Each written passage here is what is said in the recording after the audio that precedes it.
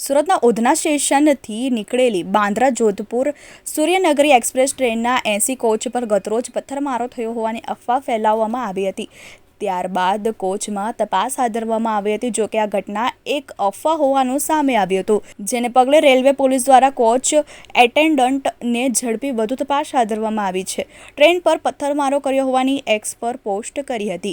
મળતી માહિતી પ્રમાણે બાંદ્રા ટર્મિનસથી ઉપડતી બાંદ્રા જોધપુર સૂર્યનગરી એક્સપ્રેસ ટ્રેન આજે 4:30 વાગ્યા આસપાસ સુરતના ઉધના સ્ટેશનથી નીકળ્યા બાદ આ ટ્રેન પર તોળાએ પથ્થરમારો કરવામાં આવ્યો હોવાની એક્સ પર પોસ્ટ કરવામાં આવી હતી। Suryanagari train coach attendant Sunny ચૌધરીને એક્સમાં પોસ્ટ કર્યું હતું કે ट्रेन नंबर 12480 सूरत स्टेशन से पहले आउटर कैबिन पर B4 कोच में शीट नंबर 495051 ऊपर पत्थर से मुस्लिम लोगों ने अटैक किया है, जो कि काफ़ी शर्मनाक और चिंताजनक विषय है।